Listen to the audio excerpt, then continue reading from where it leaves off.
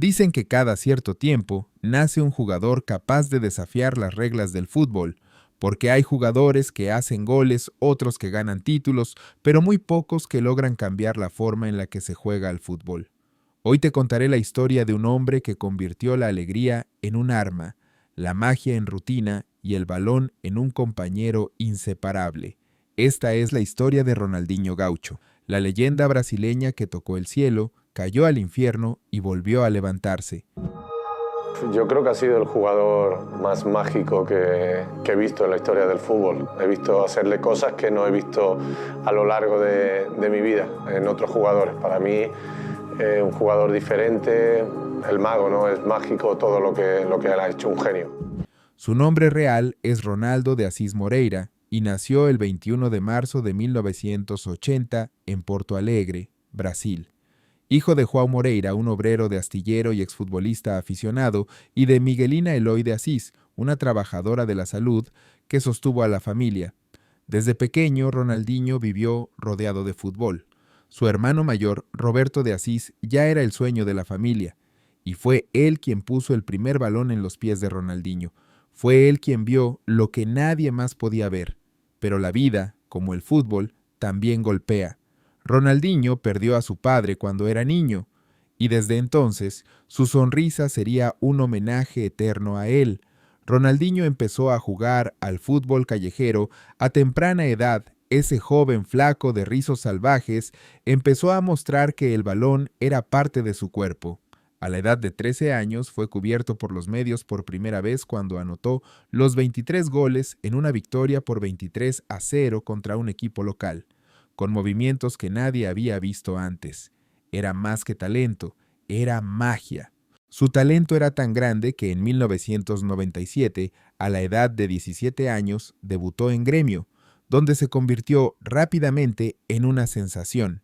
Ese mismo año consigue ser campeón del mundo y máximo goleador con la selección sub-17 de Brasil, con creatividad total, regates imposibles y una capacidad única para desconcertar defensas. Pero Europa lo esperaba y en el año 2001 fichó por el Paris Saint-Germain. Allí dejó jugadas memorables, como el famoso gol ante el Marsella, donde bailó entre defensores como si fueran conos.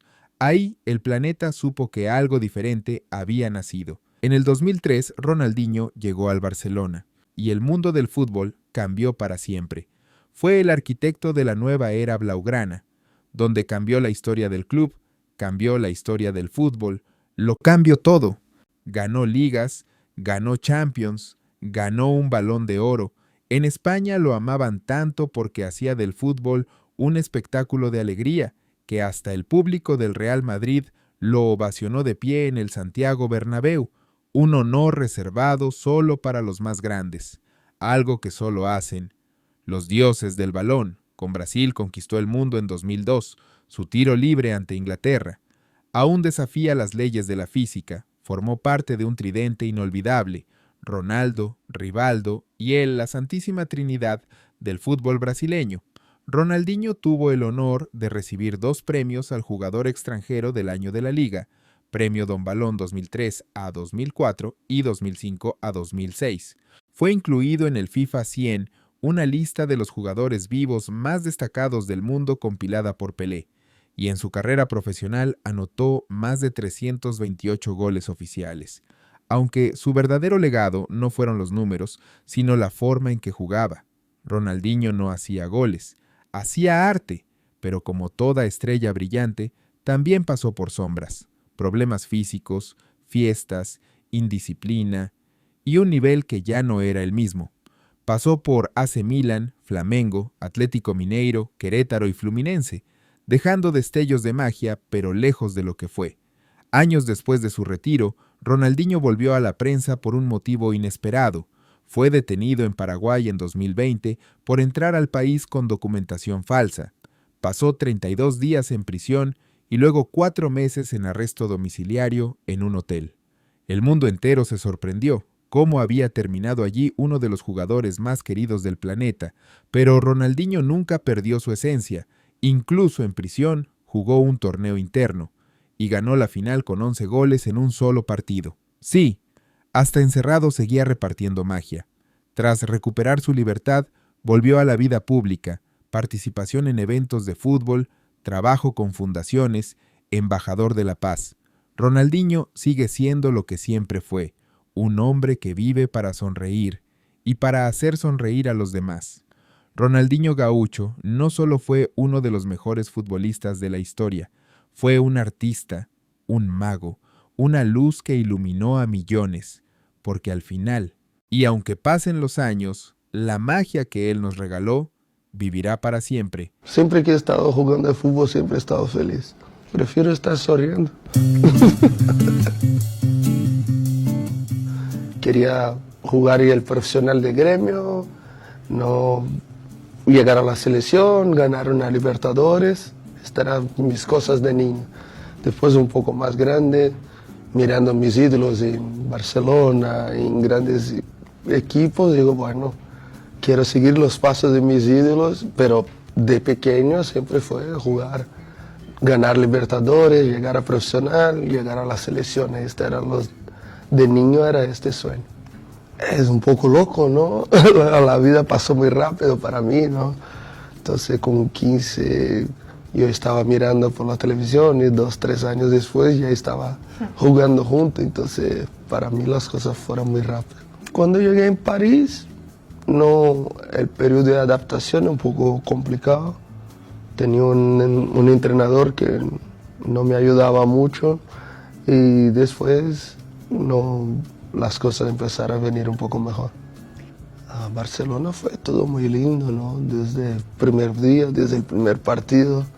Cuando llegué ya todos hablaban, ¿no? Que tenía un niño que ya se destacaba ahí. Y hablamos, ¿no? Con el entrenador, ¿no? Para que él viniera a entrenar con nosotros, para ganar experiencia y todo esto. Y luego fue todo muy rápido, no empezó a jugar. He tenido la suerte de hacer el pase para su primer gol como profesional. Entonces es lindo, ¿no? Mirar así uno que empieza y luego después conquista el mundo así.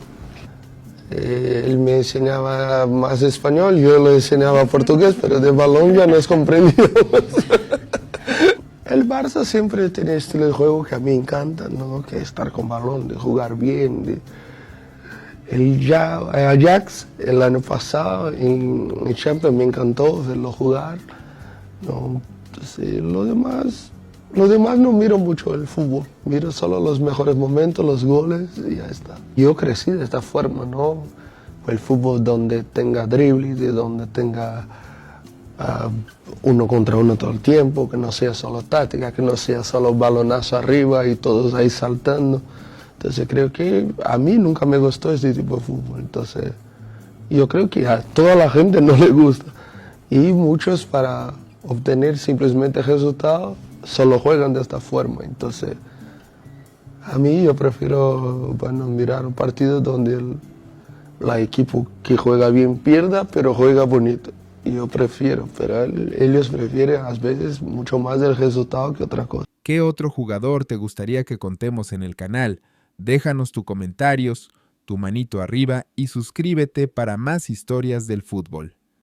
Especial, la verdad que especial, porque hacía mucho que no lo veía. Es una persona a la cual le tengo muchísimo cariño, a la cual muchas veces dije soy un agradecido por cómo me trató en mis inicios, que tengo un gran recuerdo y respeto por él, así que siempre verlo para mí es una alegría.